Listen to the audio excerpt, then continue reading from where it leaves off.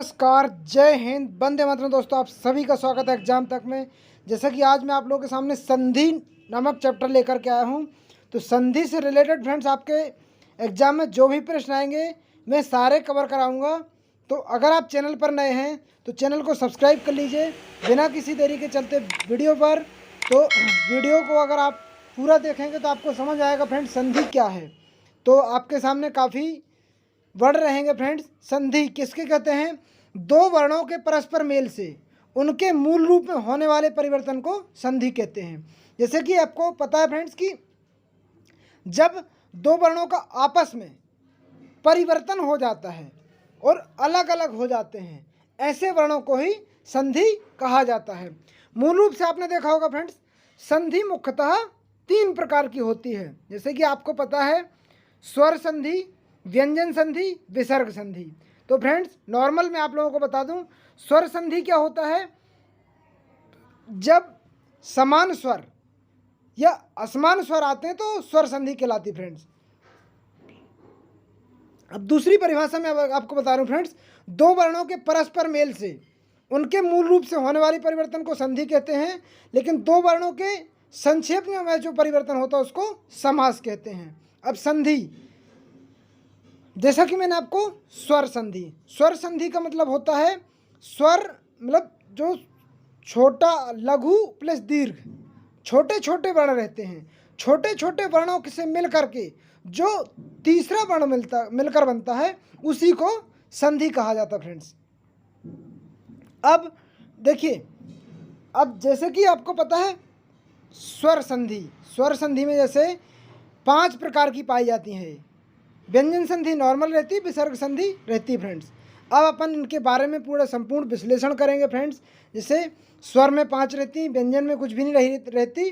व्यंजन में मतलब इसमें नॉर्मली रहती, और विसर्ग में क्या रहती है आपको इनके बारे में संपूर्ण विश्लेषण आपको बताया जाएगा। देखिए स्वर संधि निम्नलिखित भेद इस प्रकार है। मतलब स्वर संधि के जो भेद हैं फ्रेंड्स सब इस प्रकार के हैं: दीर्घ स्वर संधि, वृद्धि स्वर संधि, गुण स्वर संधि, यण स्वर संधि, अयादि स्वर संधि। यानी कि स्वर संधि मुख्यतः 5 प्रकार की होती है। सबसे पहले आपको यहाँ से ये समझ में आ गया होगा। अब दीर्घ स्वर संधि, अब जब किसी शब्द के बीच में बड़ी मतलब कुछ भी बड़ा आएगा, बड़ा आ, बड़ी ई, बड़ा ऊ, मात्रा आए, तो मतलब छोटे शब्द बिल्कुल भी नहीं आएंगे फ्रेंड्स, सारे शब्द बड़े आएंगे। जब सारे शब्द बड़े आएंगे तो बड़े शब्द की मात्रा आएगी तो उसको दीर्घ संधि कहा जाता है। जैसा कि नाम से ही स्पष्ट हो जाता है फ्रेंड्स, दीर्घ संधि। अब वृद्धि संधि मतलब किसी भी एक संख्या में वृद्धि हो जाने, यानी कि ये मात्राओं से काउंटिंग रहती है। गुण संधि मतलब किसी के एक गुण अच्छा होता है, तो ये गुण के बारे में बताऊंगा। ये मैं आपको ट्रिक के माध्यम से बहुत अच्छे से याद करा दूंगा, आप वीडियो पर बने रहिए फ्रेंड्स। अब यण स्वर संधि नॉर्मल रहती है, अयादि। ये सबसे पहले तो आपको 5 याद रहने चाहिए। अब दीर्घ संधि की ट्रिक से आप देख लीजिए, यानी आपने छोटा आ मिल करके बड़ा आ का निर्माण करेंगे, छोटी ई मिल करके बड़ी ई का निर्माण करेंगे, छोटा ऊ मिल करके भी बड़ा ऊ का निर्माण कर सकते हैं। तो जैसा कि मैंने आपको बताया फ्रेंड्स, आपको ये भूल जाता कोई दिक्कत नहीं, आपको ये याद रखना है कि बड़ा आ, बड़ी ई, बड़ा ऊ मिल करके जो भी निर्माण करते हैं वो दीर्घ संधि के अंतर्गत आता है। मतलब कोई भी बड़ा आएगा, मतलब दीर्घ मतलब बड़ा, ऐसे आप याद रख सकते हैं। मतलब दीर्घ की पहचान बड़े से ही है। आई होप आपको समझ में आ गया होगा। दीर्घ बड़ा, दीर्घ बड़ा, दीर्घ बड़ा, आप 3 बार ऐसा याद करेंगे, 3 बार बोलेंगे तो आपको याद हो जाएगा। आई होप आपको दीर्घ संधि के बारे में समझ में आ गया होगा।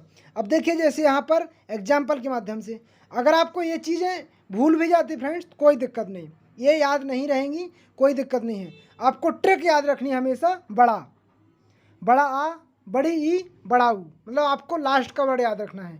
से विद्या प्लस अभ्यास बराबर विद्याभ्यास, ग्री प्लस ईस बराबर ग्रीस, वधु प्लस उत्सव बराबर वधूत्सव, योजन प्लस अवधि बराबर योजनावधि।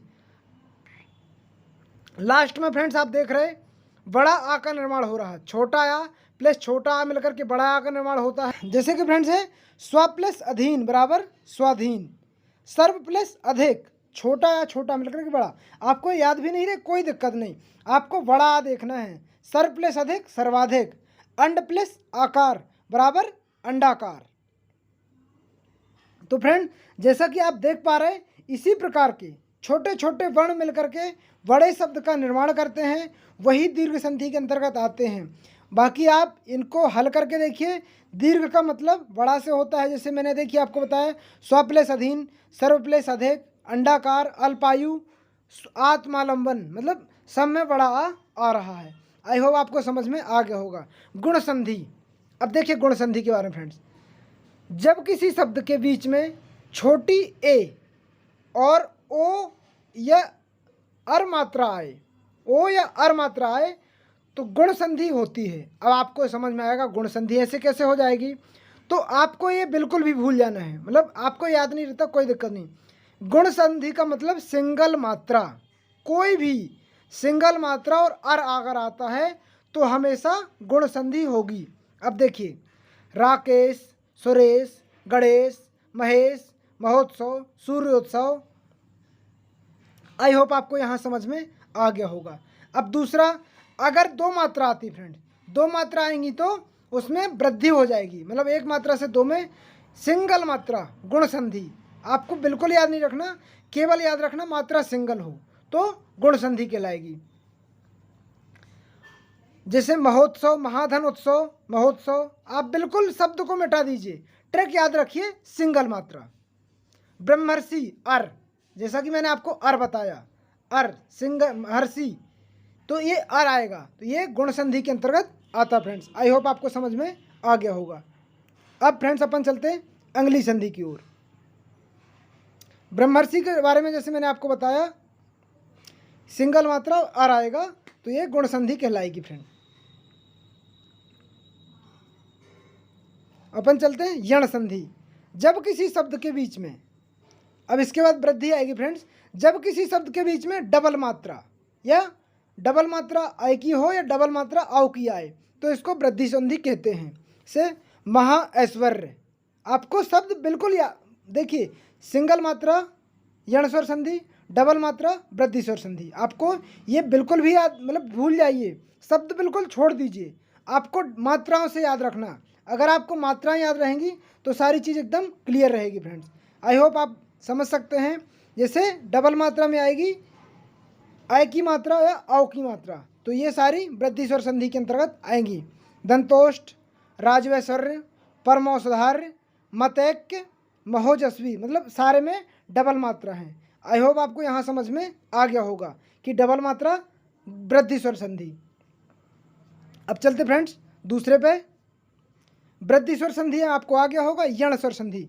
जब किसी शब्द के बीच में या व रा के साथ अधूरा शब्द आए, या व रा के साथ अधूरा शब्द आता है, केवल 3 ही अक्षर आएंगे, इसके पहले अधूरा शब्द आएगा तो यण स्वर संधि होती है। जैसे अति प्लस आवश्यक, अत्यावश्यक, नद्यापरण, अनवरत, स्वागत।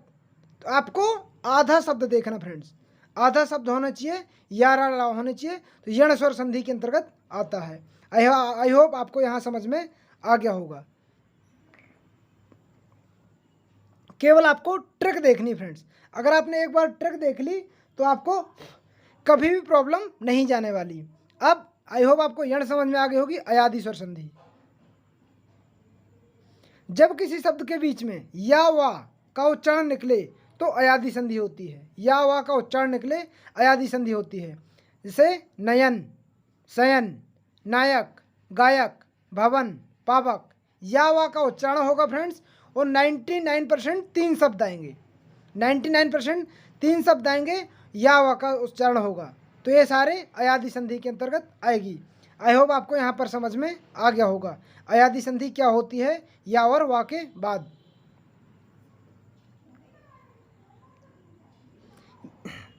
अब फ्रेंड्स मैं आपको स्वर संधि के सारे भेद बता चुका हूँ, तो आई होप आपको समझ में आ गया होगा।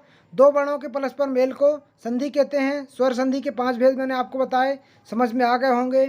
दीर्घ स्वर संधि बड़ा से रहता है, तो ये मैंने सारे आपको बता दिए फ्रेंड्स। बड़ी से दीर्घ रहती है और बड़े सारे बड़े रहेंगे तो दीर्घ के अंतर्गत आएंगे। इसके बाद मैंने आपको अगले भी बताए, सब बड़ा बड़ा आएगा तो दीर्घ में आएगा। अब गुण संधि में सिंगल मात्रा, अगर आपको सिंगल मात्रा याद है तो गुण संधि के अंतर्गत आएगा। गणेश, सूर्योदय, महोत्सव, ये सब सिंगल मात्रा। जब किसी शब्द के बीच में डबल मात्रा और औ और ओ की मात्रा आएगी तो डबल मात्रा में वृद्धि स्वर संधि आएगी फ्रेंड्स। या और आ के साथ आएगी, ये वृद्धि स्वर संधि है। अब या वा का उच्चारण निकलेगा तो अयादि स्वर संधि आएगी। आई होप आपको यहाँ पर समझ में आ गया होगा। तो ये स्वर संधि के वीडियो थे फ्रेंड्स। आई होप आपको यहाँ पर सारे क्लियर हो चुके होंगे।